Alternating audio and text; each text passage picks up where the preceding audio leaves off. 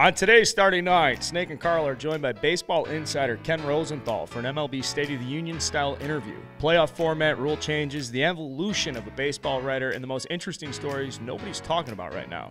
Before and after we say goodbye to the teams that are eliminated, celebrate the clubs that have clinched, a couple more career milestones, and the first big front office move of the offseason despite it still being late September.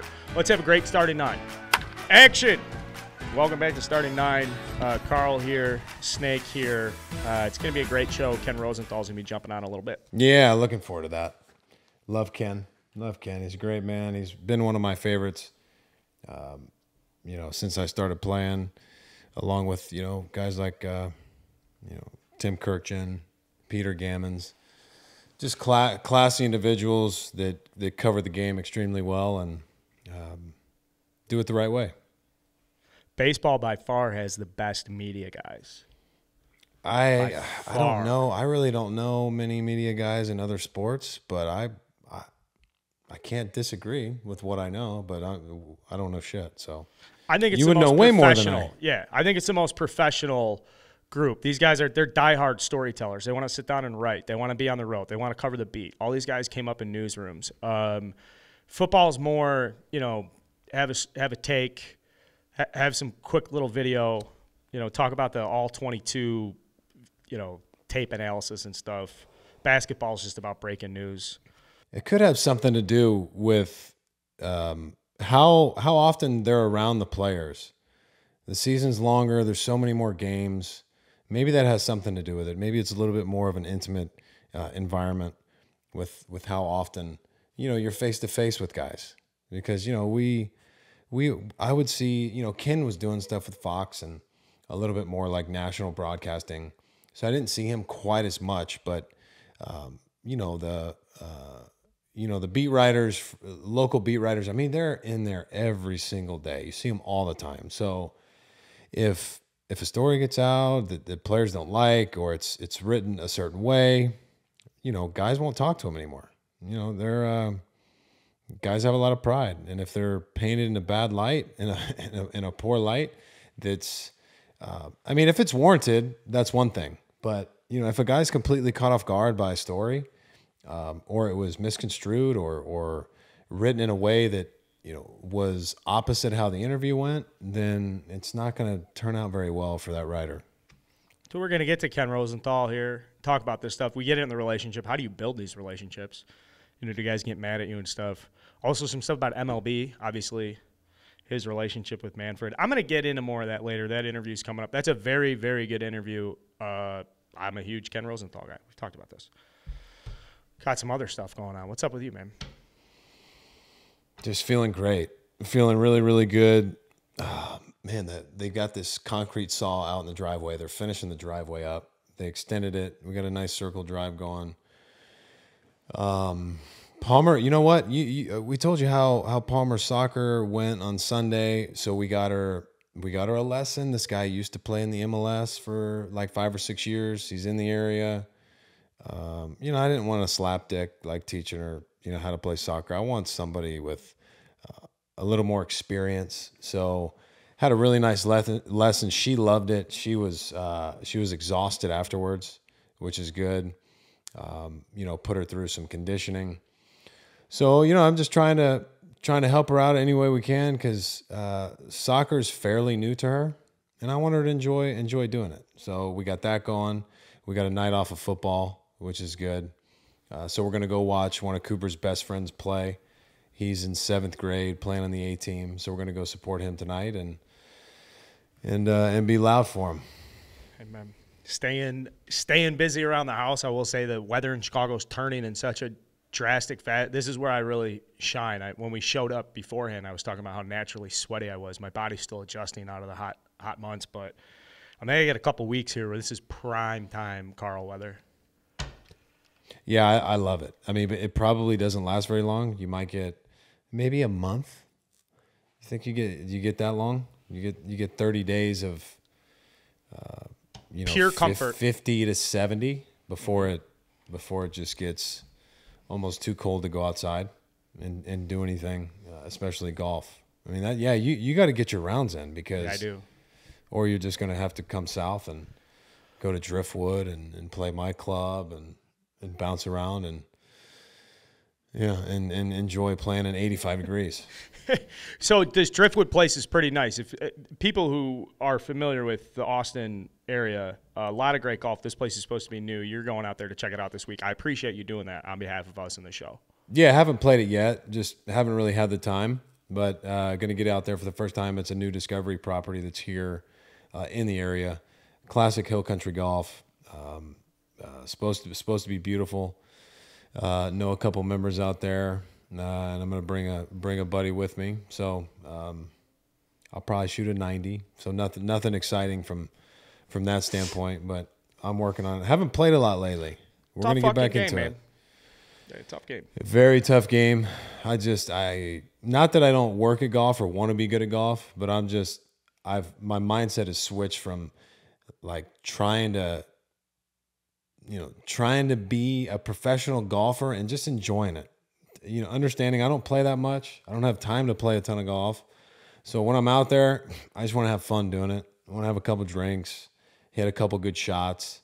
I'd like to have a couple circles on the card. But I'll probably have more doubles than birdies, and I'm okay with it. Yeah. Well, it's getting to be that time you say I have to get my rounds, and we're very busy with MLB playoffs coming up. The MLB playoff structure, and we talked to Ken about it, like, do you like the format, more teams and all this stuff? We should, at least up front, let's give some credit here. Mets clinch first time since 2016. Astros win their 5th division title in 6 years. Thought I saw something about the Mariners having back-to-back winning seasons for the first time in 20 years. So we're at the point, and I know we've talked about that grind, 162, where now players are in a position where they can at least just like sit down and put a smile on their face. Is that the case? Like if I'm on the Mets and we clinch playoffs, but we're still battling for the East, and I show up today, the Mets are playing Aaron Ashby off the IL with the Brewers. Tough lefty, strikes a lot of people out. Is it fair to assume that there's going to be some guys in the Mets dugout with sunglasses on, just like, don't even look at me to pinch hit? No, I don't think so at all. I think they're excited and everything that they've done up until this point, like the hard work, and they've had such a great season. It's awesome because you're ultimately you're trying to get into the playoffs, but they're so close to the finish line as far as winning the division. And I don't think they'll ultimately be happy unless they do. Even if they get in the playoffs, they want the division. Any player is going to have that same mindset. So yeah, they want the division. Did they have a few drinks and enjoy themselves? Sure. But, it's not at the point yet where you can really get after it. When you win the division, you get some time, you got a couple days or whatever, then you can let loose, stay out till watch the sun come up, right? And enjoy it that way, but not yet. There's still work to be done, and everybody there knows it. So Astros clinched last night. They had a big party. They were covering Dusty Baker in champagne. So, and if I'm picking this up correctly, it's fair to assume some of those Astro guys will be hanging out couple days. Well, they clinched the division. Yeah. That's different. That's different than clinching a wild card spot. You know what I mean? So they're probably going to give several guys a breather, like get some of the young guys in, whatever, and then start to set the rotation. Is there any type of like player get together in season that compares to partying for postseason celebration?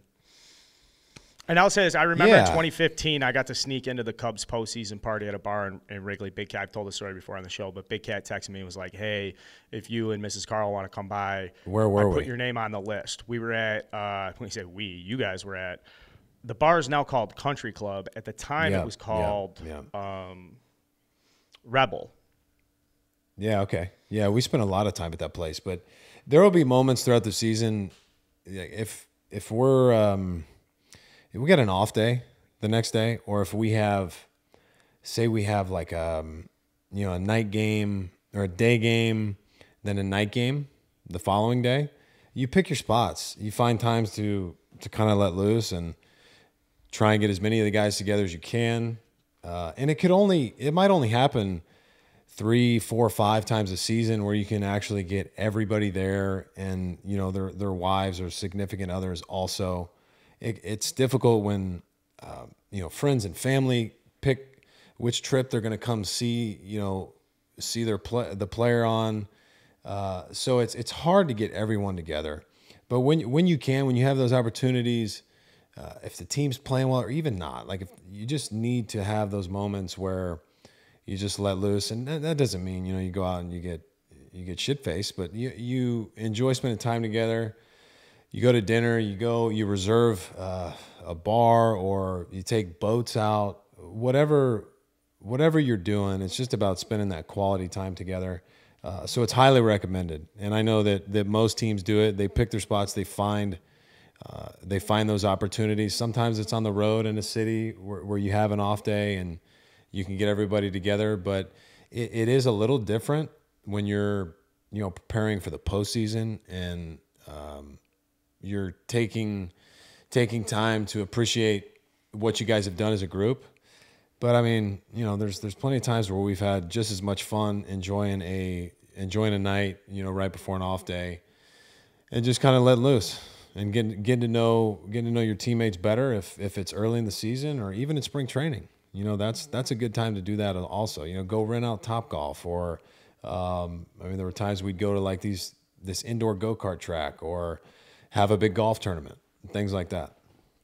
Yeah, it's cool when you get a large group of teammates together and you get to be around that away from like a baseball field, because I feel like the bigger the group of big leaguers that's together, the more that group is reduced to like being the same 13, 14-year-old selves of like guys just fucking around, tapping each other in the balls. Like it was an extremely loose, informal, almost, I say the word juvenile positively here. It was like a juvenile party. Like I remember there's a circle formed and Travis Wood starts breakdance, and then like Addison Russell starts breakdance, and it's like, wait, no, you got to see Travis Wood's backflip, and then everybody's like jumping up and down. I was like, man, I feel like I'm at homecoming right now. These guys just, but all that pent up throughout the season. Guys having to stand in front of the media, one game at a time. Guys going through losing streaks, just dealing with the same amount of bullshit. The only people that can really relate to it are the guys inside the clubhouse. So these parties got to be, it's like my ears perked up when I see like, oh, Astros clinch and they're showing them dump all the shit over Dusty Baker. Like, imagine being in that clubhouse and walking in every day for the last year, and you're just looking at Dusty being like, I can't wait to get his ass once we clinch.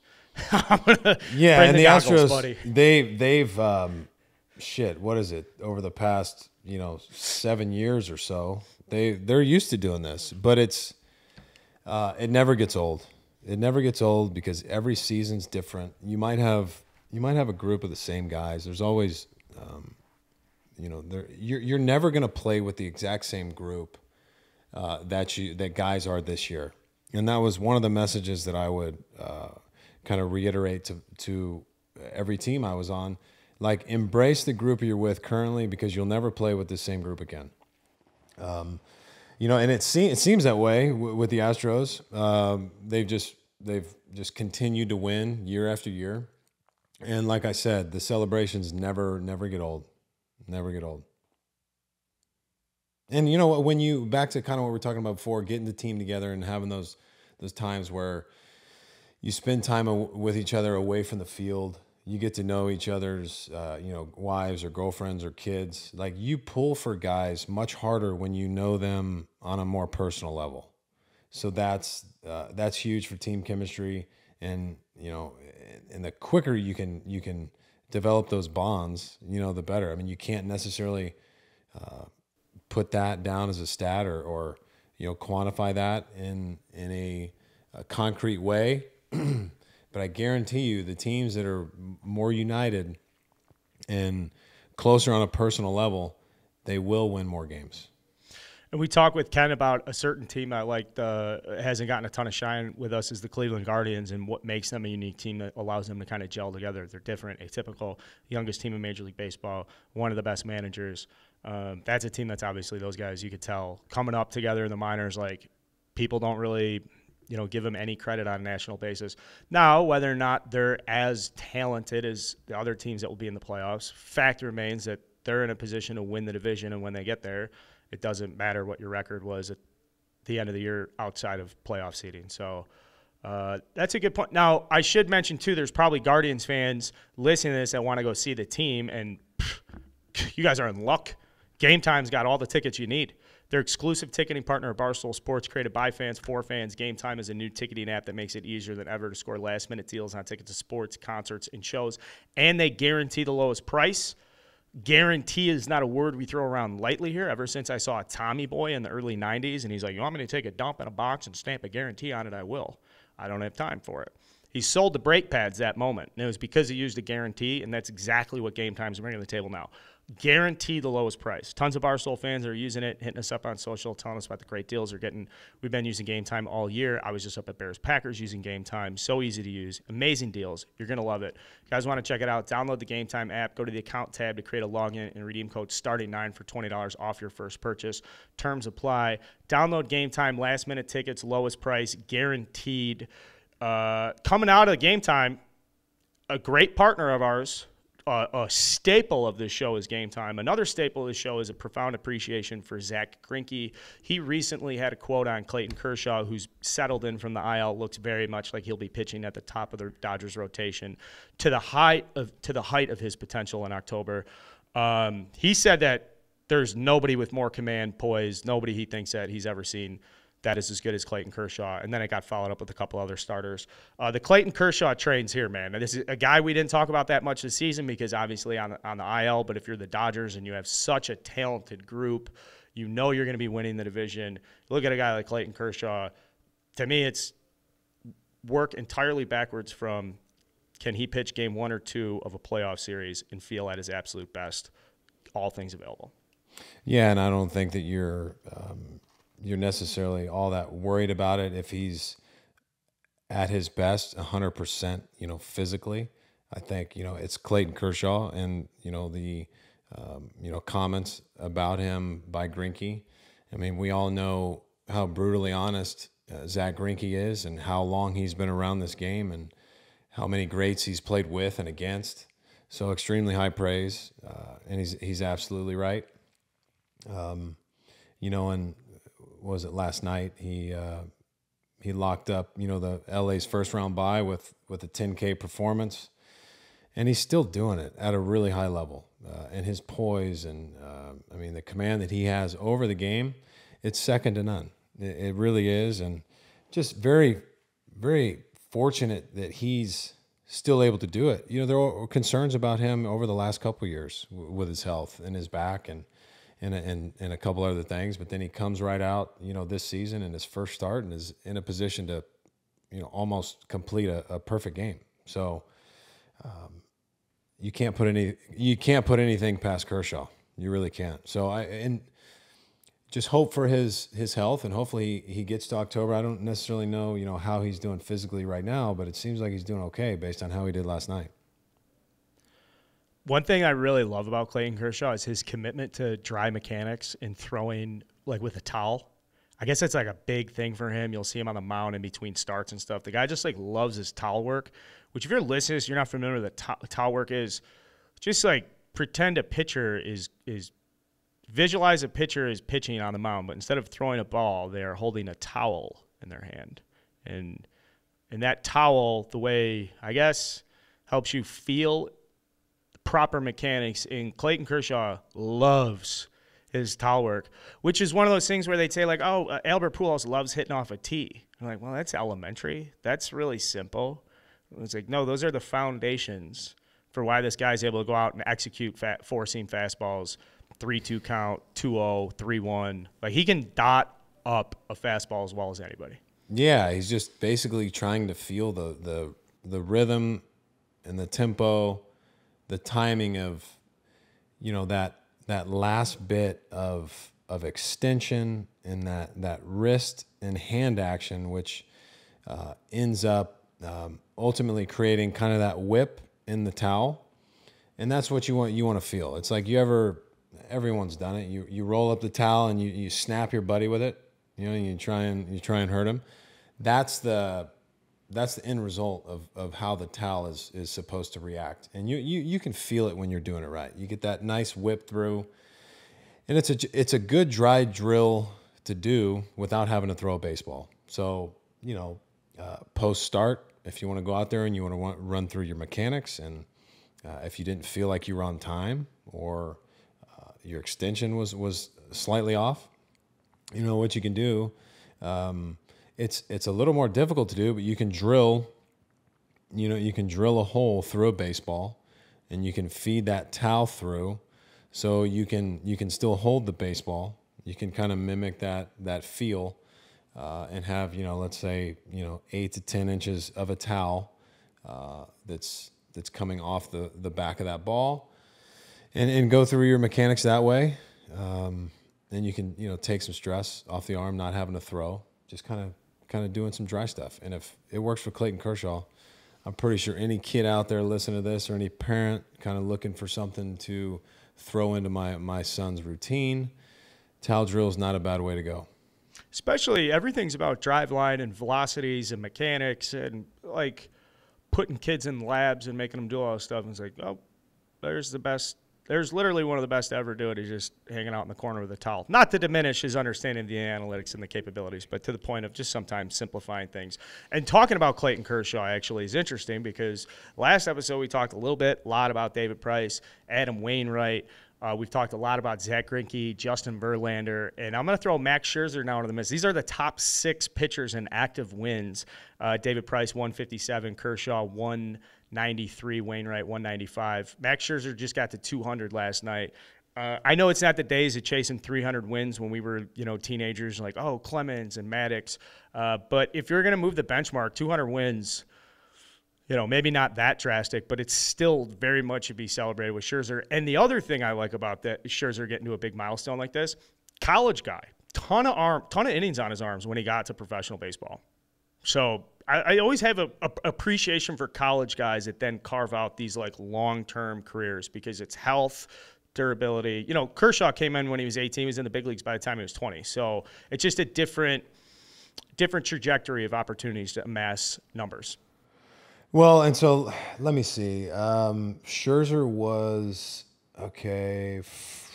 2006. I mean, he debuted in 08. So if he was a high school pick, I mean, he may have gotten to the big leagues, before 2008, but you just never know, right? So those it could have gone either way. Kershaw was a high school guy. I know he signed to go to A&M, and got to the big leagues. How quick? What was he, like? Yeah, he was like 20. He didn't. I think he spent less than 2 full seasons in the minors. Yeah, so very rare. And you look at Scherzer and Verlander; these guys just somehow they have this type of longevity that most guys would dream to have. And Kershaw he's got 193. Obviously, he's gonna. I don't know. I don't think he's gonna retire this year, right? Is he under contract next year? I think he's got rolling 1-year deals like Tim Wakefield did with the Red Sox. But no, he has a. It's like some sort of option for a big number. There's some rumors that have floated around him that he could end up in Texas to finish his career, that he would be willing to play for the Rangers. I've heard that from Rangers insiders. I don't know if he would do that. I don't think so. I really don't. I mean, how comfortable he is, him and his family in L.A. Nah, I think he will stay with L.A. and retire a Dodger, as he should. And look, if he wants to go play for the Rangers for a year, I don't think there's anything wrong with that. But why would you do that when you could stick with a team that you've helped build? Such an incredible. I mean, can you call it? I mean, obviously it needs to be championships to call it a dynasty, but just look how dominant they've been, without, I don't know how many they've got, fucking one World Series, but it's just been incredible how many titles, how many division titles they've won, how dominant they are throughout the regular season. It's hard to see him pitch anywhere else. And it's sustainable, too. They've got $100 million to spend this offseason. So it's not like the Dodgers are even close to approaching this apex of this run that they're on. It just keeps seeming like they're just reloading every single year. Good for them. Yeah. By the way, I wanted to sneak this in. I don't do a lot with the Cubs for good reasons. This is a national baseball show. We don't need to spend that much time on it. I'm just like, they could have ended the season a couple weeks ago. There has to be some mechanism where the players can agree, like, all right, we're so far out of it. Like, I see the score updates come in, and it's like, God, they're still. We're just going out and playing these games. How demoralizing is it for a player that's established at this point in the season, or is it not? Are you're a professional? You're going through and you're just finishing your job playing these games, because it's got to be different than May. It has to feel different. You're saying for a guy who, like, they're out of the playoffs but has been in the big leagues for a while, like, to not get into October. Yeah. I mean, it's like Wilson. Will Contreras. I'm using him as an example of where it's like, this guy is bringing it every day. I mean, at some level, you really have to applaud the guys that are still bringing it on teams every day from the pure standpoint of, I'm a pro. This is what I do. That's the job description, and you understand that there could be years where you're not going to get into the postseason. I mean, just for example, look at Joey Votto. I mean, how many times has he played in the postseason? I mean, he hasn't been there in like. Right, and Miguel Cabrera, how many seasons has he played in the postseason?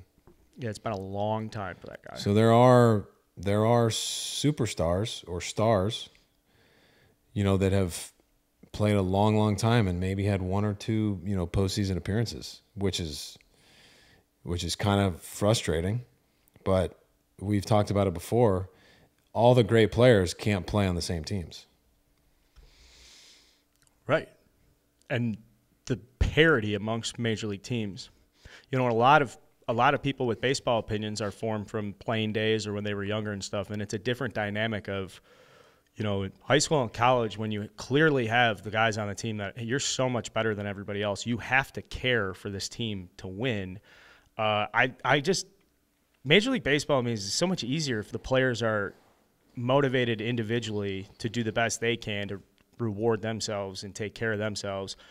If you get those players, that should be like the primary driver, and then you want to support them and build this environment for these guys where they can play together and they're incentivized to win together. I think it's very hard to have a primary consideration when you look at your team. Like, you guys got to want to go out there and win. It's unrealistic with how competitive it is. It's much easier to say, why don't you go out there and do the absolute best that you can do to move yourself forward. And if everybody in that lineup is thinking that way, the team is going to be in a much better position than taking this broader approach of like, come on, guys, play hard. Like, that's one thing I've learned definitely this season, is that all these guys are playing hard. Shouldn't have to be motivated to play hard, and unfortunately, there are guys in all sports that need a kick in the ass, that need motivation in certain areas. There are guys in every sport who, if they have individual success, don't necessarily care if the team wins. And I know that sounds crazy, but it happens.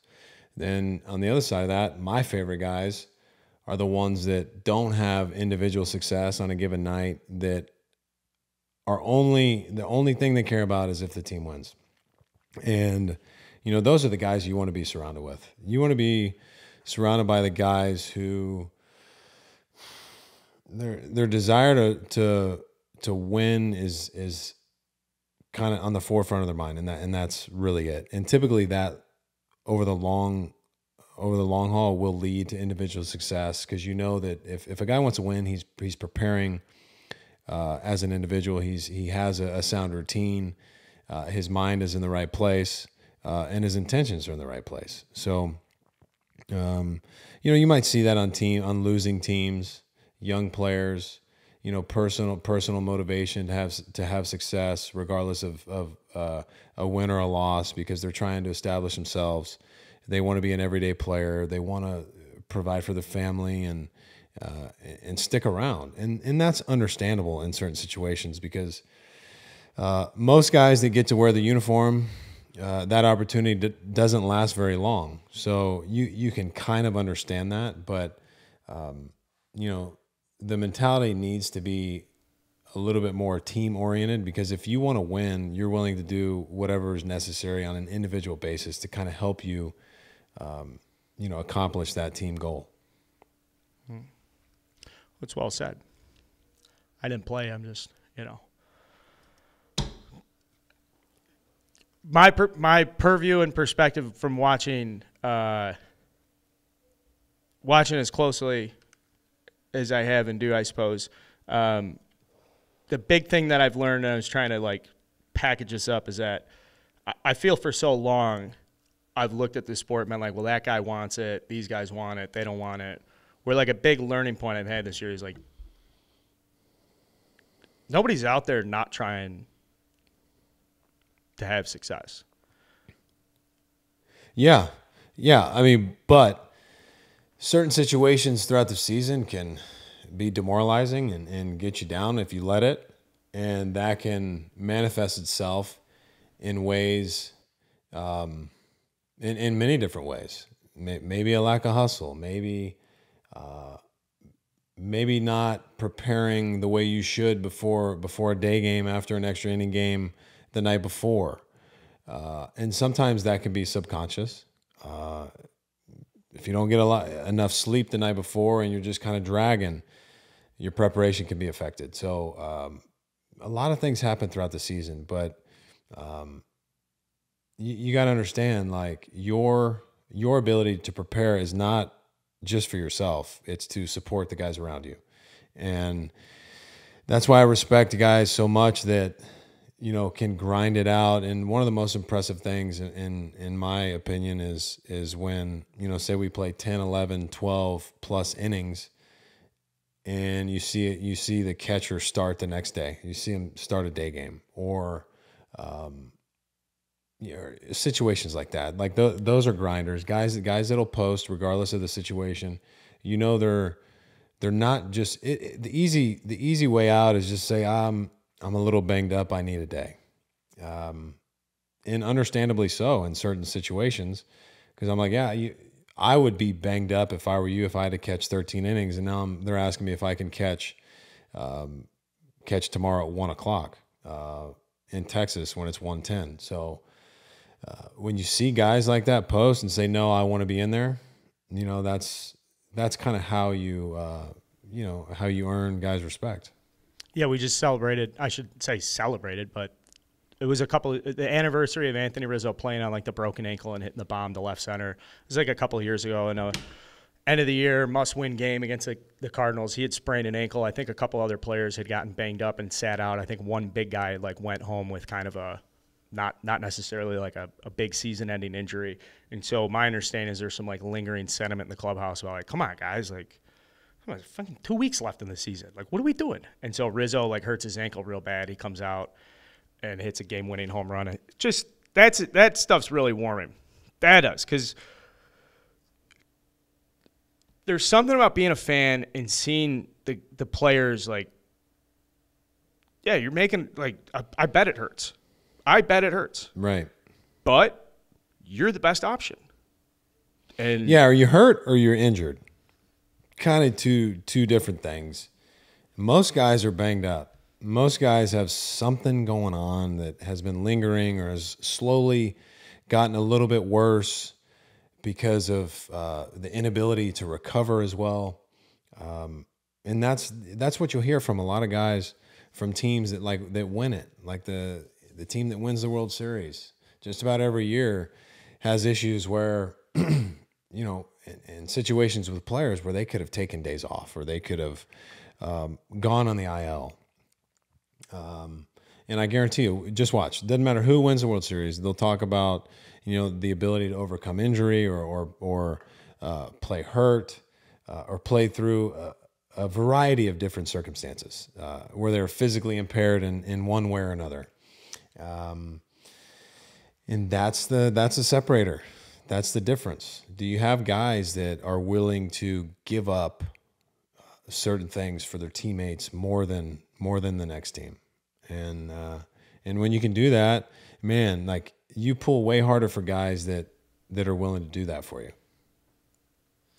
Be remiss not to point out Ozzie Albies does not belong on this list. He just broke his pinky or something. Some guy can't catch a break this season. But to your point, 100%, like the difference between being injured and being hurt, the willingness like fans lean into that stuff. But the storylines around these teams, when guys put themselves out there and know, hey, I'm not at 100%. This can go one way, but I'd rather be the guy who loses it, at 80% than have somebody else do it. The whole dynamic of professional sports and having to get contracts, we're going to talk to Ken Rosenthal a little about this in a bit here, about the risk reward and the year to year and what's the difference between a pitcher and a position player when you get faced with an extension. Because, if you're in an arbitration year, you're about to go to free agency and you're a little banged up and, you've got 10, 12 years of pro ball in your life. It's got to be fucking impossible to balance that stuff because you're going to the clubhouse, you want to do your best, but then, you have a call at the agent. It's like, the market for a bad shoulder is much different than the market for a clean shoulder. Yeah, I've seen it all. And pretty much everybody has where, some guys in certain situations are just softer than others. That's well said. That's it. Well said. Soft is one of the meanest things you could say about a professional athlete. Soft. Yeah. Mm-hmm. I was like, what? I'm not soft. Just nice and tender. And soft's one of those things where, like, if you are soft, you have no say. It's like being an asshole. Like, people are like, I'm not an asshole. Being an asshole is not up to you. It's how other people see you. So you could say, well, I'm not an asshole at all. If people are calling you an asshole, you're an asshole. If soft is a term used about you by a group of people or a lot of people, you're probably soft. We don't want you guys to be soft. We want you guys to be healthy. We want you guys to check out our good friends at HelloFresh. If you guys have a packed schedule this fall, HelloFresh has meals covered with a weekly selection of 30-plus recipes and 70-plus convenience items, all delivered to your door. Enjoy the freshest fall flavors. Every HelloFresh recipe includes ripe, just-picked produce that travels from the farm to your door in less than a week. HelloFresh isn't just for dinners. Shop HelloFresh Market for quick breakfast, wholesome snacks, and even desserts. I go through this when I don't have HelloFresh and I don't have the fridge stocked ready to go. I'll go a couple days and be like, I haven't had fresh produce. No, not with HelloFresh. They pick it out. It's the absolute best stuff. Get a full, balanced, healthy meal delivered right to your doorstep. They've got everything you need to prepare it. Easily customize your meals with Hello Custom by swapping proteins or side, upgrading to choice proteins, maybe a little shrimp scampi. Treat yourself with HelloFresh, or even add protein to a veggie meal. It's never been easier to eat your way. We love HelloFresh on this show. Jake, you came to us more than any other advertiser and said, these people are changing my life. So, yeah, they're legit. The meals, hence the name, are indeed fresh. And what we love about them is I like to prepare dinner or lunch with my wife and with the kids, kind of teach them how to cook a little bit. And they send you the freshest ingredients, all the spices and everything necessary is already prepackaged, so you don't have to measure anything out. And it's really hard to screw this up. It's really hard to screw it up. Just follow the directions. It only takes 15, maybe 20, 25 minutes at the most. From all the prep to when the food's ready to be eaten. So yes, my family and I are very big advocates of HelloFresh and recommend them as highly as I can. Give it a shot. Yeah, guys. It's good enough for us. It's even better for you guys. I'm telling you, check it out. Go to HelloFresh.com / ready for this promo code, starting 65. Why 65? Why is it starting 65? So we're giving away 65% off your order plus free shipping. Just go to HelloFresh.com. Use code starting65. Put these people out of business. It's a lot of meals. HelloFresh.com. Starting 65. Okay. 65. I'm trying to think of a transition here. Oh, Aaron Judge. He'll hit 65 home runs. That wasn't good. We'll get to Ken Rosenthal. Fuck me. That was bad. That was so bad. I'm just doing a lot of thinking here. There's a lot going through your head, understandably so. You could see it. Every now and then it's good to take just a deep breath here. Audience, you guys can do it with me. A lot of stuff going on in your life. Playoffs are coming up. I do want to tee up this Ken Rosenthal conversation because if you guys remember in 2020, Ken, obviously one of the biggest, most well-known and respected names in baseball journalism, and he was the top dog at MLB Network, MLB Insider, while simultaneously doing his journalistic storytelling duties with The Athletic. And it was around that time. He was very critical of the state of Major League Baseball, leadership, Rob Manfred, the lockout, owners' relationships. And then MLB Network came in and said, look, you're off the air. And now that's just ridiculous. It was like a crazy story when that happened. Yeah, I mean. So you can't, you're done. You can't, yeah. You can't bite the hand that feeds, I guess. I mean, if you had a 2.70 ERA and you had just been grinding it out for a team for like 15 years and you had said something like, well, it'd be nice to see our leadership do some stuff in the offseason, or it'd be nice to see our leadership, worry more about the long-term health. He just said some shit about the long-term state of the club, and then despite having a tremendous track record, the club coming in there and being like, we don't have room for you anymore, but then not publicly saying it's because you said a mean thing. Like, saying a mean thing, come on. I mean, well, everybody knows the heart. reason. Yeah, we know why he was let go. It's more nuanced than the commissioner's office. I think it's because the owner. I really do think it's the owners and their relationship with media rights, which I can explain after this interview. But for now, let's get to Ken Rosenthal. Let's talk about the state of Major League Baseball and some great stories coming down the pipeline. All right, we're in the interview portion of today's show, and we are joined by Ken Rosenthal. And Ken, I'll say this is the first time I've ever seen you without a bow tie on. Well, normally I don't wear bow ties. I only wear them for games. Jake knows this. He's seen me without bow ties before, thank goodness. So, yeah, this is the normal look. Well, yeah, and we love seeing you wear them. I really do. And we know you do it for a lot of great causes. And some of our audience might not be aware of why you do that. And if you would just kind of give a brief kind of overview of what kind of inspired you to start doing that throughout your career. Well, I wasn't inspired. I was ordered. And Fox ordered me, I believe it was the 2012 NLCS, Giants Phillies. And the order came down from the highest power at Fox Sports. And they said they wanted me in a bow tie for the World Series. I had never worn one in my life. So I started wearing them for the World Series with the help of some people at Fox who would tie them for me because I didn't know how to tie them. And then that winter, long story short, a former football player named Dhani Jones approached me. And he had this foundation, this nonprofit called the Bow Tie Cause. And what they do is design bow ties in partnership with various charities. And he wanted me to be a person that represented them. And at first I was resistant. I didn't want to wear the bow ties ever again. But then I had a rare revelation. And I thought, you know what? Fox is going to make me do this again. So I might as well get control of it. And that's how it started. And ever since, I've worn them. And the idea that the people at Fox had initially was to make me stand out. And that was the purpose of it. And I hated that because to me, it's the work that's supposed to make you stand out. It's like, Jake, when you're pitching, that's what you're doing. You don't need to put bells and whistles on your cap or anything. So they ultimately were proven right because it does make me stand out, and we turned it into a good thing for good causes, and that's the whole story. Well, I think everyone loves it now. I know I do. Always anxious to see what you're going to come out with, and that's great that you're able to kind of pair that with good causes.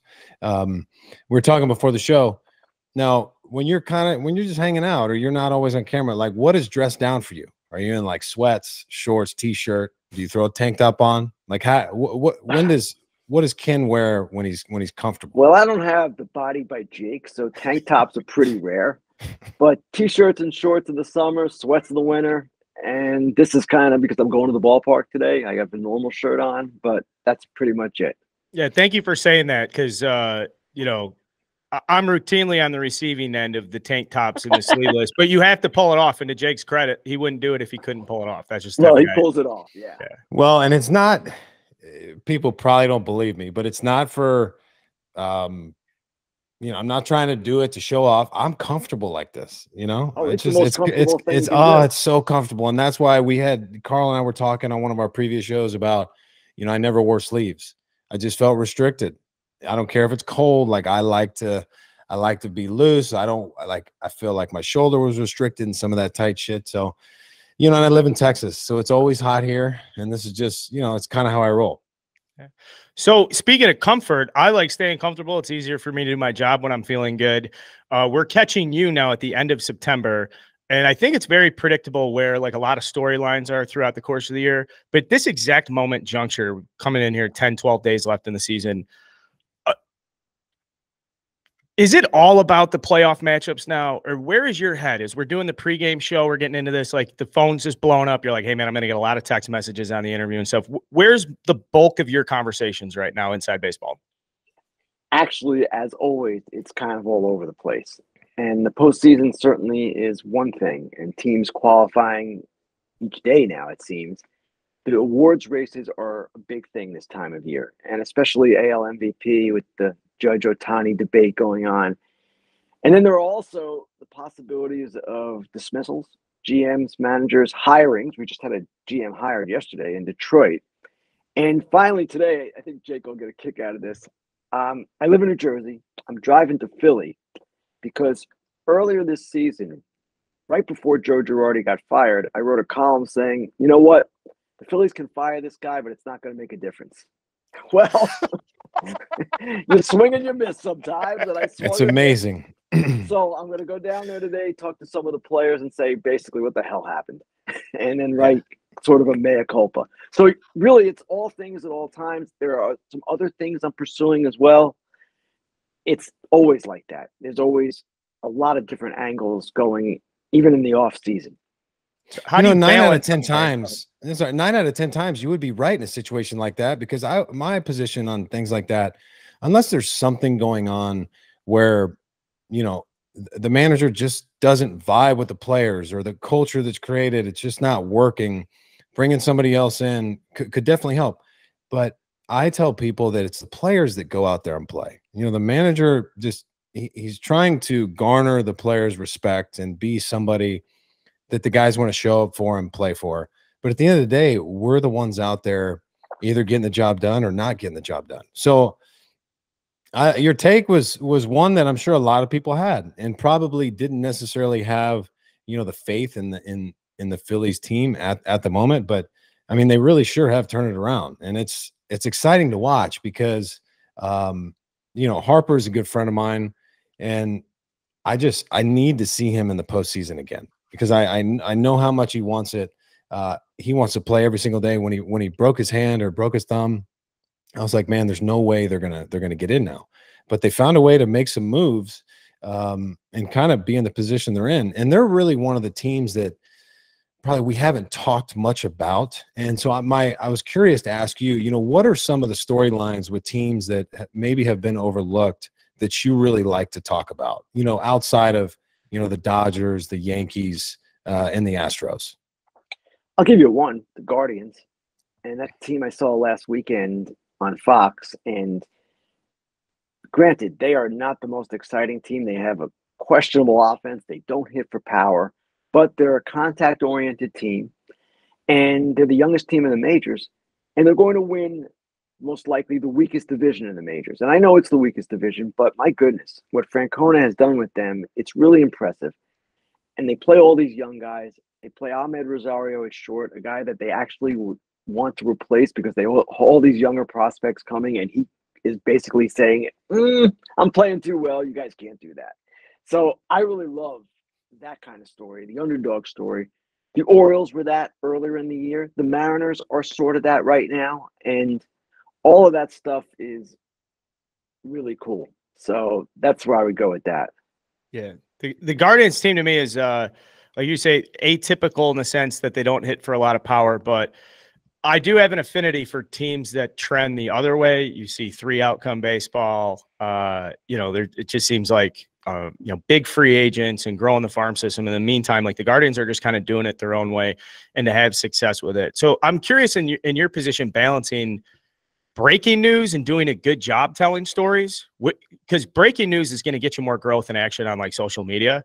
But I would imagine a guy with your background, resume, Penn, Baltimore Sun, like you have to be more always from the perspective of quality work and telling good stories. So how do you balance like having to be in front of stuff and break stuff and be in charge, the first guy. But then at the end of the day, it seems like your heart is in getting in the car, going to the Phillies and telling the story. That's right. And that is my preference. Now, over the years, I've done the breaking news, and I'm sort of known for that as well. And yet, as time goes by, more and more time goes by, the value of that seems to be less.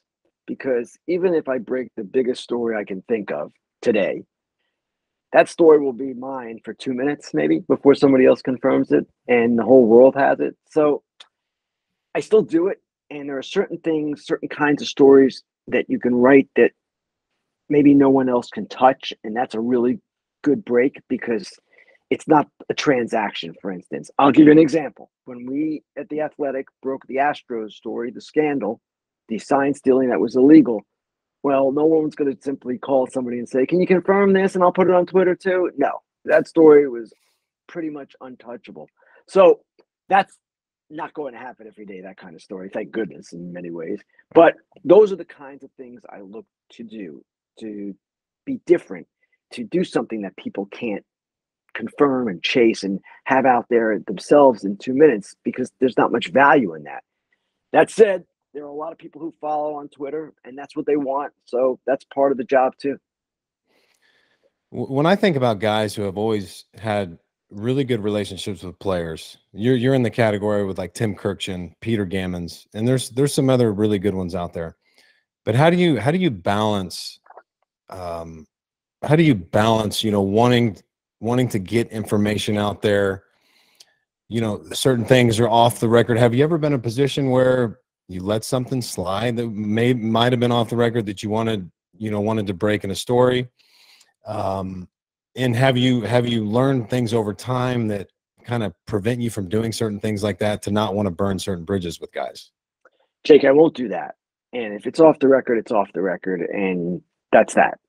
Now, will I try to convince guys to maybe let me use something? Sure. And I remember actually an example with you. It was a game, I believe it was a Saturday night game in New York when you were with Philadelphia. You were hurt. And you had kind of told me this before the game, but I wasn't sure you wanted me to report it or if I was okay to report it. And I think I texted you after the game and asked you more about it. And you kind of indicated, yes, this was what it was. And I went with it from there. So you have to honor that. And the moment I burn a guy, if I would do that, well, then baseball's a small world and you guys talk and you're done, man. People say, don't trust him. And you can't have that. Now, the real difficult thing comes in when you know something and when somebody has told you it's off the record and you can't get it out there. That's frustrating and that's difficult because, listen, that's the job, to get information to people and to relate what is going on. And sometimes you're just restricted from doing that. There is actually one thing I'm sitting on right now that I feel very comfortable is true, but I can't nail it. You want to test that on us? You just want to throw it out here now? We'll just see if it's okay. Okay. I'm not going to stop trying to nail it. I've got some more ideas on how to nail it, but until I do in a way that's proper, that's it. I can't touch it.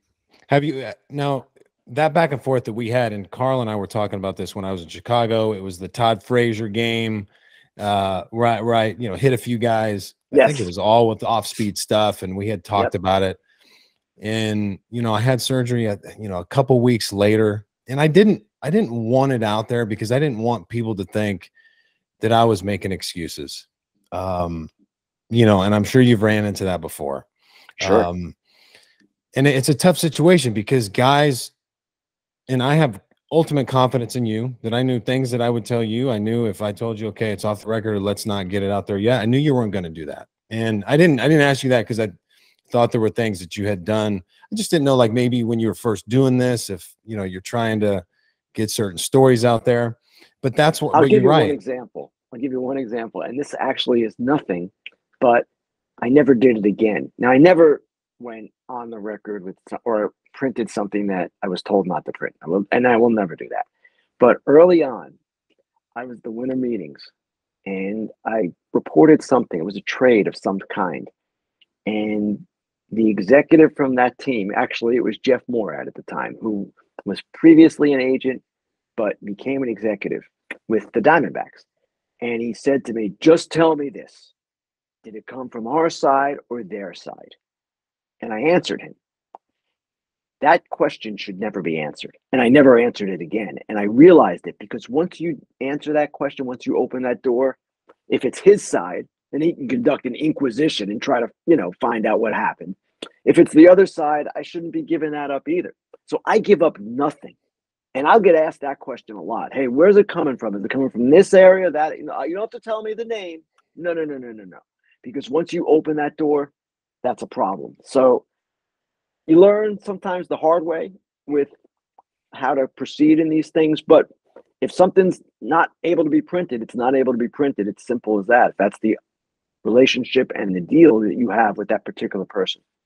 Are your tactics with sources or your approach to sources in getting these stories different than your contemporaries?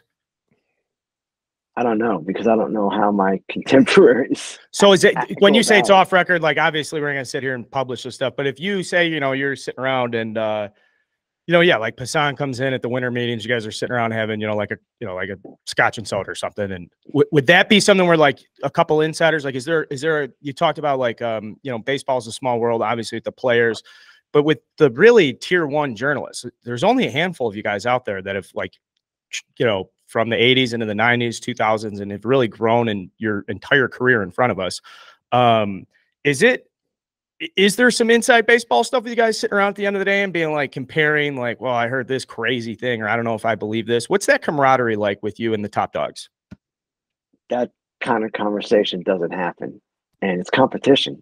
And it's almost like the fraternization with players. They do that to a certain extent, and so do we. I'll talk to Jeff and John Heyman, whoever else. We're friendly, but I'm not going to talk about what I might be working on because, that might lead them to follow along or whatever. And they're not going to tell me what they're working on. It's just not really done.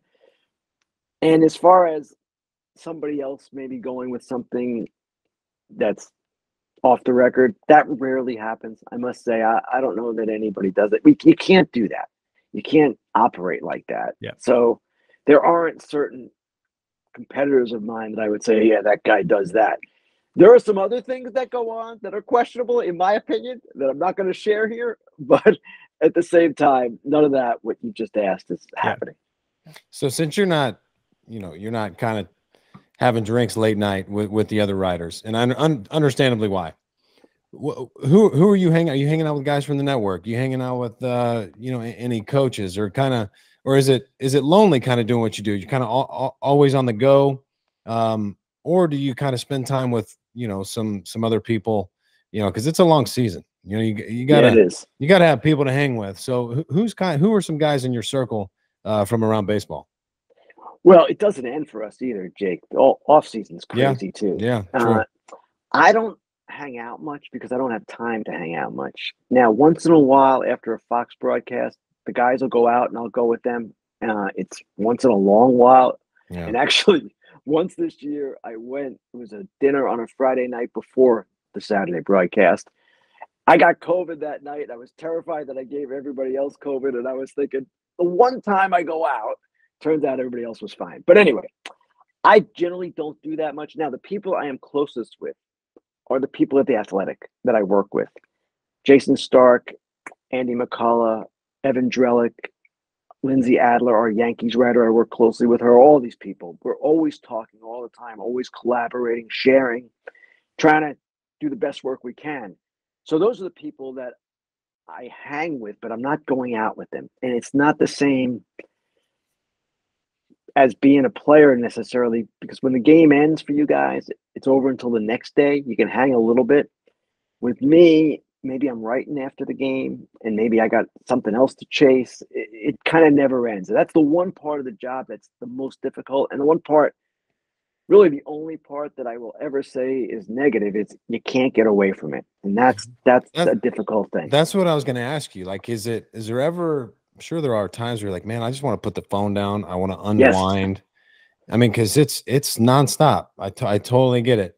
But I'm sure a lot of that drives you. I know you love what you do. Does Ken ever get vacation time? And if so, Yeah, I do. where are you going? Where are you going on vacation? Well, usually I get, and this isn't much, but it's 1 week in August and 1 week around Christmas. And can you put the phone down? Or I doubt it, huh? This year, the week in August, for the most part, I did, but some things happened. The Rangers fired their manager.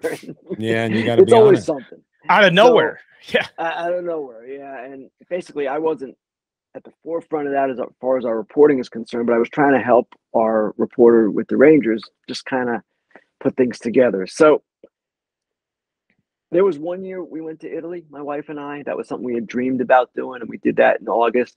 And obviously, you're away. That was pretty good.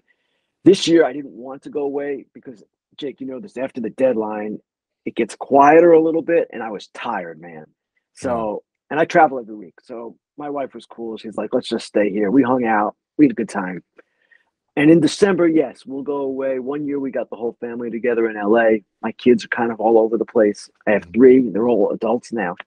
So we'll do things like that. And it's mostly family. It brought up the Baltimore Sunroom earlier. This is one of my favorite things. I know a lot of people listening don't know this, but back in the early stages of your career, there were some very big names in a small room together talking about baseball. What was that? Who were some of those guys you came up together with? Writers or players? Writers. Well, when I started, the Orioles were covered by three people. I became one of them. I was 24.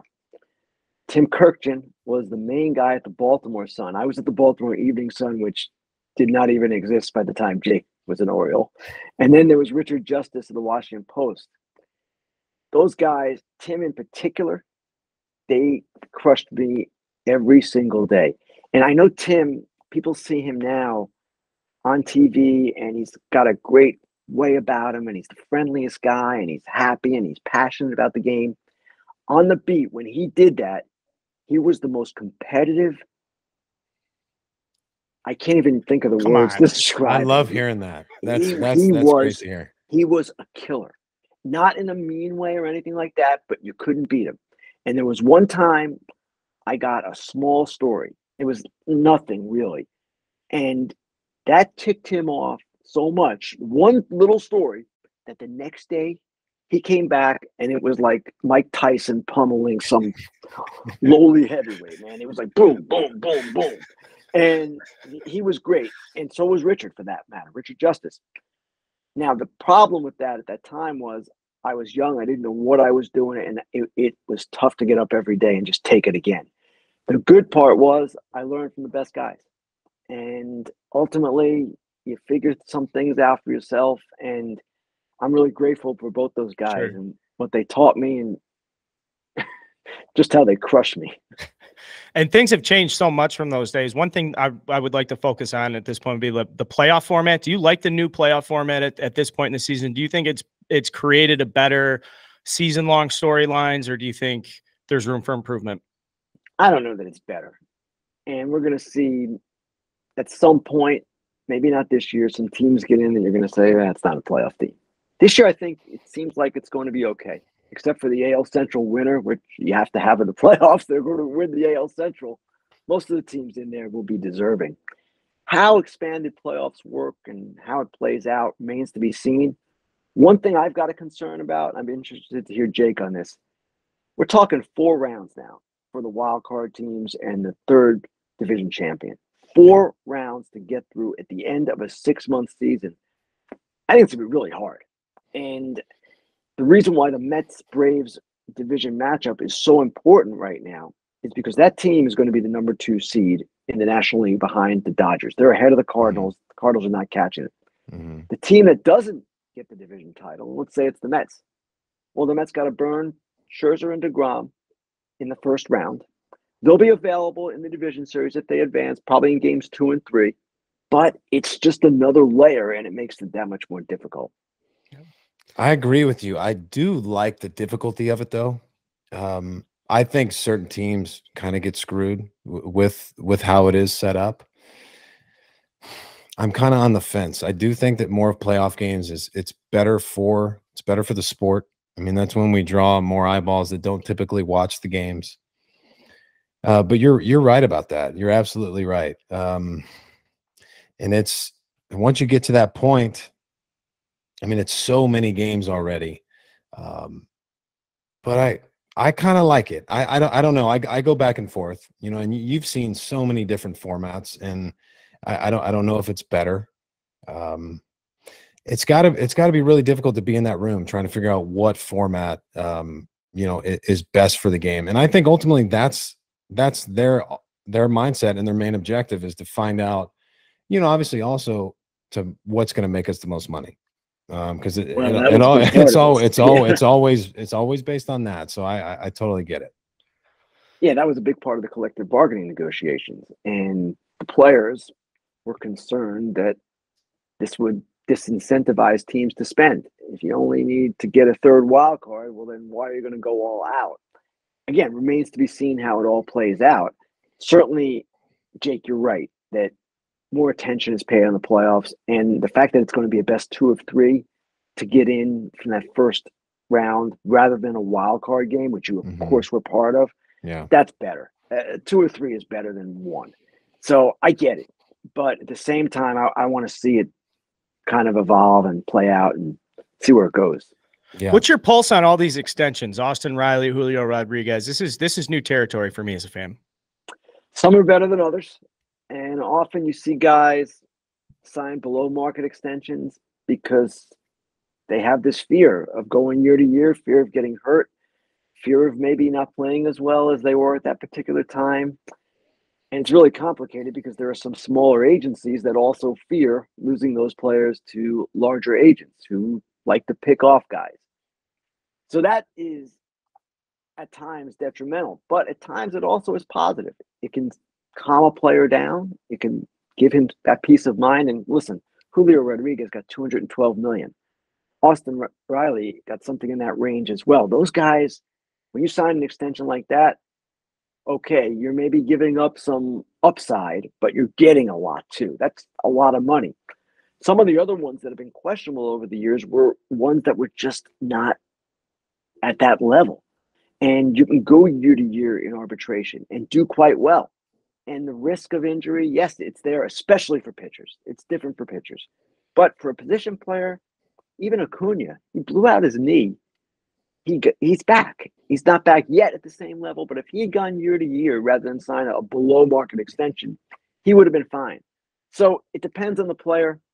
I always think to myself, if it was my own son, what would I advise him? And if you're throwing tens of millions at a guy, most people in this country are just going to say, yes, I'll do it. I'll take the security. And if I don't make X much greater, okay. So I get it on all sides, really. It's hard to say no to a lot of money like that, especially if you're a guy, let's say Michael Harris, who's brand new to the big leagues. He's offered, you know, in the range of $80 million. Guys that I've talked to have said he's the best defensive center fielder they've seen in a long time, and that he has the ability to potentially be better than Acuna, which kind of blew me away. And these are some Braves guys that I've talked to. You know, and so if that's the case, if he's anywhere close to that type of player, how good of a deal is that for the Atlanta Braves? It's a great deal for the Braves. Now, Michael Harris is an interesting case because he is a guy from Georgia. He wants to be with the Braves. Now, he was going to be with the Braves for the first 6 years, pretty much regardless. Right. But he just felt, I want that security. I want that thing just taken care of. Now, he signed for, I think it was 70. Julio Rodriguez, essentially the same profile right now, maybe a little higher, maybe a little bit better, but really essentially the same. He got 140 million more. So I'm not so sure Michael Harris did the right thing. But again, I get it. It's just an individual basis. And you never know, too. One thing as writers and certainly as fans, people never know, Jake, what's going on off the field. Maybe he's got an unusual for family circumstance. Some of the Latin players, they come from extreme poverty, and you have to take all that into account. So and teams know that, and they sometimes, unfortunately, take advantage of it. Yeah, yes, they do. So it's hard to judge sometimes without knowing everything. But Michael Harris versus Julio Rodriguez, well, those are two quite different contracts. Yeah, and this is kind of on the other end of the spectrum. So we all know, the situation with Soto turning down the 440 million, and just kind of, and I love Soto. I think most people do. I think he's an amazing player, and I think he's going to be for a long time. Do you think there's any concern, maybe personally for him, potentially turning that down? And now, I think he was hitting .089 in his last 17 games, 5 for 56. Have we seen a stretch like that from Soto? And how do you think that's affecting him mentally at all? It's a good question. I don't know. And he's gone through a tumultuous period. The offer, the rejection, the trade from one coast to the other, all of this talk about him. Now, granted, he won the home run derby in the middle of this all. It was fine that night. But I don't know how that would play out. I'm sure what his agent, Scott Boras, your agent, is telling him is, listen, we're going to be fine. We're going to be more than fine. You're one of the great players. Which he will. He will be. He will be. But man. But yes, maybe it is playing with his head a little bit. You don't know. Yeah. What about Jake? Sometimes you find stuff out from players after the fact, later. Sure. And he's not going to admit it now, ever. He might not even know in his head that that's affecting him. But maybe in 2 years, he'll say, that was a tough time for me, and it was inside my head. And while we're talking about the Padres, I got to ask, and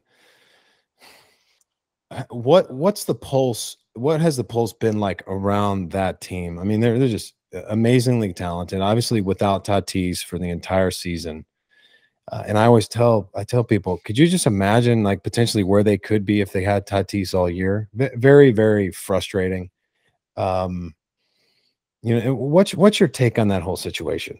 Because I told guys, look, if and I'm not saying he did or he didn't, but if you have something like that happen to you, the first thing you're going to do is go to a trainer and say, hey, I have this, I need help curing it or getting healthy, and they'll give you something, no problem. Do you think that's just him maybe being naive or not thinking about it, or like how do you view that situation? Well, with Tatis, I'm not sure what to think about how he handled it and why he got into this situation in the first place. Is it immaturity? Is it not being very smart? Is the guy an outright cheater and this is how he's been his whole career? We never know with this kind of thing. And that's the unfortunate part, because this will follow him now. He's not going to be looked at the same way. No, and it's unfortunate. Right. I hate looked at for him. High as any player. People loved him, and rightly so. Exciting guy, but now it's a different take. Now, the team itself is interesting too, because they do all these things. They make all these trades. A lot of them are great trades, but they never seem to mesh, or at least haven't meshed the way we've all expected. And part of it is they don't have really an identity, and they don't have cohesion. Bob Melvin, as their manager, has done a good job with it. He's better than most at keeping a clubhouse going and just calming things down. But it's a team that kind of needs to find itself, if that's the right phrase, and it hasn't yet. I agree with you. I think maybe that they're still kind of searching for that team identity overall, that culture that the Dodgers have had for the better part of a decade with that group of guys. I think you're definitely accurate on that analysis for sure. Yeah, the Dodgers are a unique group, obviously, and they've got it clicking in every possible way. Major league transactions, farm system, drafting, developing, in every aspect of a major league operation, they're excelling. It's my last question. I'm sorry. I just had one last one before we're. Are you just generally speaking, Ken, are you satisfied with the direction of Major League Baseball? We have to get into personal relationships and stuff with, the top of baseball, but I know how much you love the game. I know where you're at professionally. I would imagine you do just about as well as anybody can in your shoes to separate the personal from the professional. But with all of your experience in this game, everything that brings us to this conversation, are you optimistic about the future of Major League Baseball? I would say I'm optimistic. Yes. Do I believe that certain things can be different and should be different? Also, yes. An emphatic yes. I do believe the new rules changes are going to help with pace and maybe help bring the game back to more aesthetically pleasing state where it's better to watch and left-handed hitters have more of a chance without the shift being put on them so rigorously. But there are a lot of things that can be different. Labor relations in this sport would be number one. And we saw a lockout that, in my view, was unnecessary. We are seeing the minor leagues unionize now, which should not have been necessary if they had been treated properly, those minor leaguers. And there's a top-down mentality in this sport where commissioner's office kind of runs a lot of things. And I'm not so sure always the leadership is the best. And again, I am separating my personal situation, leaving MLB Network, from all that. And actually, this is why I got into trouble at MLB Network, because I was pointing some of these things out. Yeah. So, yeah, I do believe there are things that can be different. But the sport itself, people love the sport. People always come back to the sport. That's not going to change. The idea should be to give them the best possible product. And I do think MLB is trying. And it's also to keep it going in a way that's healthy and competitive and all the things that we love about it. Well, Ken, we really appreciate it. We know you're busy, man. We'll let you get back to it. Look forward to seeing you, throughout the playoffs. And you're always a pleasure to talk to. I appreciate it. Thank you, Jake. Thanks, guys. I appreciate you having me. All right, so that's Ken Rosenthal. You don't have to say anything that you did divulge off record. I am curious, though. Have you ever said anything to Ken Rosenthal? You're like, well, no, I hope he doesn't print that. Things that I said to him, I knew that he like off record. Where you're like, you know what? I'll talk to you. I've had a relationship with Ken for long enough to know the kind of guy he is, and he has. I have the utmost respect for Ken, and just he's conducted himself in a way where players feel comfortable around him and trust him. And when he says it's off the record, or when we both understand that we're having a conversation that's off the record, I know that he's not going to kind of go behind my back and say something that was understood to be, just that, off the record. So when you can have conversations with guys without having to kind of say that it's off the record, and they understand that, those guys get it. And he's one of those guys, and I mentioned that, he's in the same breath as, Tim Kirkchin, Peter Gammons, and there's a few others out there that have players' trust, but it's an industry where most of them are, and it's part of the job description. They're trying to get ahead. They're trying to break stories, and sometimes they'll kind of go behind enemy lines to get a story out. And I've had many interactions with writers who have done that. And then now, players just simply won't talk to him.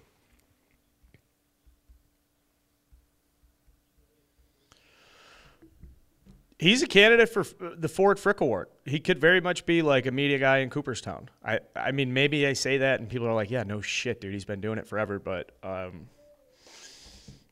I do like the sense of how competitive these guys are, too, that they're not. But I guess it makes sense when you hear it, but I wouldn't have expected that. Just because they're like, oh, they're nice baseball writers. Like, I bet they're sitting around like, no. I mean, that guy's probably getting up in the morning and being like, yeah, I want to be the absolute best. I want to put these guys down. I want to have the story. I want to be in front of every single thing I can be. And I love that stuff. I don't care if you're selling insurance, beef sandwiches, you're freaking, working for Enterprise as a 23-year-old. Like, the sense of getting up in the morning and being competitive against your and I don't think against your industry most people understand how hard he works and how much work he has to do. Or like we were trying to start the interview and his phone is just blowing up, like just text after text after text, and kind of ask him about that. Like, can you put the phone down? Can you go on vacation? Like, when do you have time to unwind? And there's really not much time, right? Because the off season can be just as busy as the season for him, maybe even more so sometimes. So yeah, it's a shit ton of work, and I think it takes a special individual who really loves, the sport that they cover to be able to do it.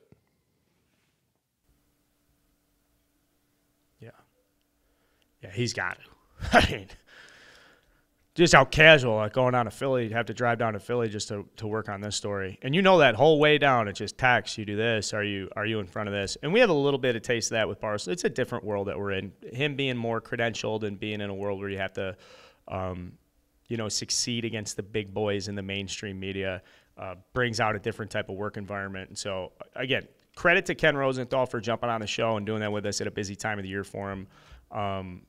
I do also want to say thank you to Ridge Wallet for sponsoring today's episode. Ridge Wallet is an ultra slim minimalist wallet. I've talked a lot about my wallet. I like a slim wallet. I do like to carry cash, though. In Ridge Wallet's there. It's a totally dynamic, functional, holds up to 12 cards. Plus, like I'm talking about, the room for all the cash. There's over 30 colors and styles, including carbon, fiber, and burnt titanium. If you guys want to add a little stylish piece, this is a nice accessory move here. This is a nice way to broaden what you're putting into your pockets. People don't talk about wallets. A lot of times you're just like, hey, this is the same wallet I've had forever. No, come on, man. Get sensible here. Durable material means each wallet comes with a lifetime warranty. It's made with RFID blocking technology that protects you from digital pickpocketers. I'm telling you guys, if you don't know about Ridge Wallet, you're soon to find out. Why? Because you're going to go to ridge.com and use code STARTING9 for 10% off your order. And with every dollar spent on the website before September 30th, you'll be entered to win a brand new upgraded Ford Bronco or $75,000. If you prefer cash, all you have to do is go to ridge.com, use the code STARTING9 for 10% off your order. Go replace that beat up, shitty wallet you've been carrying around since sophomore year of high school. Go to ridge.com, STARTING9 for 10% off your first order. I think I've been out with you before. I could just use, have like a Ridge wallet. No, I've seen you pull out just like a pocket of cash and a rubber band. I would use. I totally. I'm kidding. Yeah, That's I'd a like total to sandbag experience a move. Ridge wallet because I can't stand having things in my pockets, especially sitting on a wallet that's 3 inches thick. Can't stand it. I want it to be as minimal as possible. I need an ID, like one card, maybe two at the max, and some cash. That's it. Yeah, I got a buddy who sits on a big wall and he's got a bad back. He doesn't know it's because the hamstrings avoid are sciatica and distributed throughout the day. Dead glute syndrome, if that's a thing. You know what I mean? Glute will fall asleep. You can't have that. And speaking of Bronco, I'm getting one on Friday. Pretty excited about it. Not a horse yet. The horse or the car? My daughter wants horses at the ranch, but we're not in a position to be able to take care of them. You gotta be around them and take care of them every day. We can't do that yet, but it is. And I love horses, lifestyle. but I think I respect them. I respect them. Yeah, we've talked about this. Almost too They're much majestic. to even want to get on one. I mean, it's a couple 1,000 pounds or 1,000 pounds of just solid muscle. It's scary to think about. If aliens landed today and they were like, show me what does Earth have to offer?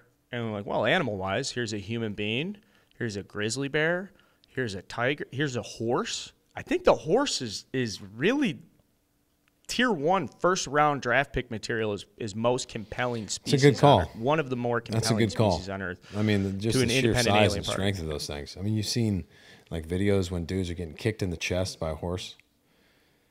No. For a first mistake, don't stand behind the horse. Couple more things I want to get to. Baseball related. Tyler Glasnow coming back? Yeah, yep. I was looking at that, and he's one of my favorite guys, and kind of a shitty situation, him being injured the last year or so. But it seems like I think 90% strikes and struck out 4 or 5 of the first 6 or 7 batters, touched 99. The Rays are gonna be happy to have him back, and I'm excited to watch him throw again. Huge boost, completely different pitching staff with him started. Yeah. And even if off the bat, if he can only give you a couple innings, those couple innings are going to be, assuming he's healthy and he's able to get to his form. It's just so dominant, man. Yeah, you'll take 6 to 9 outs if that's what he can give you. Yeah, you'll take 2 or 3. He's on a short list of pitchers where they dominate. It looks like like the local stud in high school pitching against the JV team, whereas these guys don't even stand a chance. And to a certain extent, obviously, plenty of times watch you pitch like that. But when Glasnow is going, it's you just feel bad for the other team because they're professionals, they're the best at what they do, and they just look. Some of these sliders he throws and he climbs and he attacks the top of the zone. Well, he's got deception. He's got such tremendous velocity, amazing breaking stuff. His size, like the plane change of of his pitches, and that's kind of why I think, I know why, scouts and teams have always wanted the 6'4", 6'5", 6'6" guys, because from release to the plate, I mean, that ball is going downhill quite a bit, and the eye level has to change from the hitter, and if a guy's 5'9", 5'10", it's a little bit easier to track as the ball approaches home plate, and you combine that with his stuff and how hard he throws, and his ability to throw strikes. Now, I mean, when he was in Pittsburgh, guys did not want to get in the box against him. I mean, he, at a point early in his career, he would come into a game where they were down 8 or up by 10, and nobody wanted to get in the box because he would throwing at your neck, he'd hit you in the ankle, and then he'd throw a slider, he'd throw the nastiest slider curveball for a strike. You're like, okay, well, I either want to get a hit quickly or get out, because I don't want to face this guy for very much longer. And to see him put it together and change his mindset and work on his delivery and all that shit, I think that's very similar to kind of my situation. Being able to kind of revamp yourself and turn into a guy who's one of the best in the game. And just glad he's healthy now. You probably have this sense, Glass now, I'm sure it's crossed your mind too. It's like, well, I can keep trying to change and tweak this to maximize my potential. Like, I'm good enough to be here now. We had that conversation with Justin Turner too. He's like, I'm good enough to be in the big leagues, but my desire is to be the best player that I can be, and getting to the big leagues and playing here doesn't mean that I'm the best. It means that I'm here, and now that I'm here, I want to make the most of it. And there's a reason why those attitudes lead to tremendous careers. Oh, yeah, no doubt. Like, Justin Turner could have had a few years in the big leagues and had a decent little career and retired and gone on to do something else. But no, like he took it, 1 or 2 or 3 steps further and turned himself into, one of the most difficult guys in the Dodgers lineup to get out on a consistent basis. And that's saying something when you look at, the prolific hitters that they've had in that order for, the last however long Turner's been there, for 7, 8 years. And then going back to the Rays with Glass now coming back, it should be noted, McClanahan's off IL. He will be eligible, active, sounds like ready to go for playoffs. So a Tampa Bay team that has very much snuck under the radar for the duration of the season, largely due to the dominance and the media presence of the New York Yankees, the competitiveness of that division. But yet again, here we are for like the 10th year in a row. We're going to be going in October. There's a scrappy Rays team. But the big difference to me, McClanahan healthy, Rasmussen's a stud. Glasnow can come back, and if Glasnow can piggyback a game with Jeff Springs, you're talking about a wild card, 3 games that are good luck against some of those arms you're going to see, where high quality, high octane guys that have gone out and done it all year, pitched to a sub 2.5 ERA. We keep making this point. I know the Astros are awesome. I know the Dodgers have a crazy run differential, one of the best teams in history. But, dude, if we're sitting here watching a Rays-Phillies World Series, just the way it is. So I'm not predicting it. I'm just saying that is. Well, if it happens, you don't get to the World Series by accident. So, I mean, you got the 3-game wild card. You've got the division series, the CS. You have to earn your way there because, it's not just 1 game. It's not even, 2 games. The best teams at this point in October, or at that point in October, will make it to the end. I mean, yeah, you may have some good fortune here and there, some things go your way, but ultimately, over the course of a 5 or 7 game series, the better team is gonna come out. Last big note here I have is Detroit Tigers just hired Scott Harris to be the president of baseball, meaning he will be the top dog with everything related to on-field play for the Detroit Tigers. Scott Harris is now like the young wonder boy official. Now that he has his own club, Scott Harris came up with the Cubs, was hired by Theo Epstein. I know a lot about Scott Harris because he was my age and got hired into the job that I wanted. He was the director of baseball operations under Theo during the rebuild. Had come up together with the Cubs. Very, very impressive young guy. I've hung out with him a couple times. Regular Joe, but super, super sharp. He was like a Cal Berkeley kid who then gets hired by the Cubs and was just like working under Theo, doing everything from, handing off the lineup card to Joe Madden to, sitting with the video guys after the game. And it's a cool trajectory because for my generation, we were the guys that like went to college and thought that you could go work for a Major League Baseball team and that you could climb and make a name for yourself. And this is right when the analytic movement was starting to take off. And so it was like, if you wanted to get a job in baseball, you had to be some like mathematic, quantitative, this and that. And so when Theo got hired by the Cubs and they were hiring a director of baseball operations, they announced this like kid. He didn't play baseball. He didn't have a background in it. He had written a letter to Theo Epstein when he was interning for Major League Baseball in college and said, "You're my favorite, and if you ever get a chance, I would love to come work for you." A year later, they're looking to fill the director of baseball operations. Theo remembers this letter that he sent, pulls the letter up, contacts him, was like, "Hey, now's the time for that interview, kid." He comes in, knocks his socks off. And now it's 10 years later. He went to the Giants to be their assistant GM, and now he is in charge of the Detroit Tigers, a team that very, very much is in need of some leadership. I am all in on the Scott Harris train. This is my long-winded introduction to ask you what your relationship is. Yeah, no, a great relationship with him. And what you noticed, not only about Harris, is that like Theo's ability and his understanding that one of his main jobs is to come up with a team, create a team around him of the best possible guys for each position. He was good about finding guys that were smarter than him about certain things. And I think that's what the best GMs and the best owners do, is they find the best fit for each job. And Scott Harris is obviously one of those guys.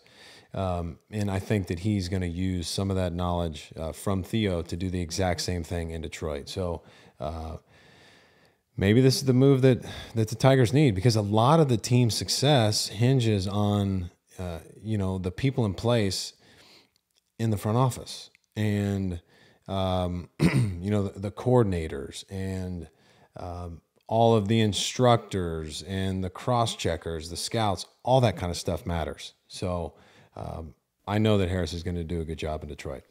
In the same way that a team is better off at the start of the year because they've got the better pitching staff or because they've got the deeper roster, you can very much look at clubs and be competitive about front offices, because some front offices are clearly better than others. But we're just conditioned to assume everybody's smart. You got the job. You obviously must be super special for having the job. But no, it's not the case at all. I mean, there are bad, poorly run front offices. There are very well-run front offices. So the Tigers obviously have room to grow. This was supposed to be a year where they took big steps and got better. Be interesting to see if they rebuild or whatever. But cool that Scotty Harris has his team, and if the Tigers are back, it's going to be a large part because of how sharp and some of the moves he's going to make. So yeah, I agree, and maybe bring a little bit more excitement to the AL Central. You know what I mean? A lot of opportunity there for someone to step up, and like the way the Astros and the Dodgers, and I mean. No one needs to talk about the East, but yeah, good for him. You know what? I will always say this.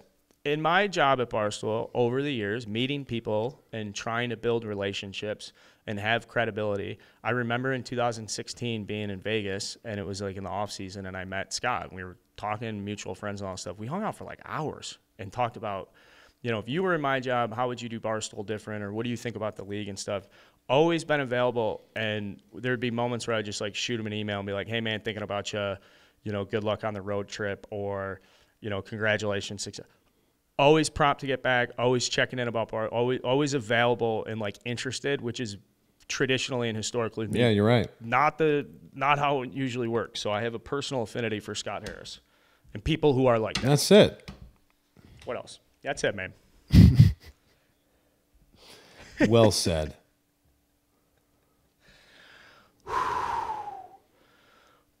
Busy week, good slate of shows here. Oh man, I can't wait. Very excited. That's what we've been waiting for.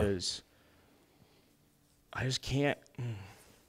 I need a resolution on the AL. Yeah, but that's what makes it so great. It's just maybe it comes down to the last day of the season. I'm kind of hoping it does.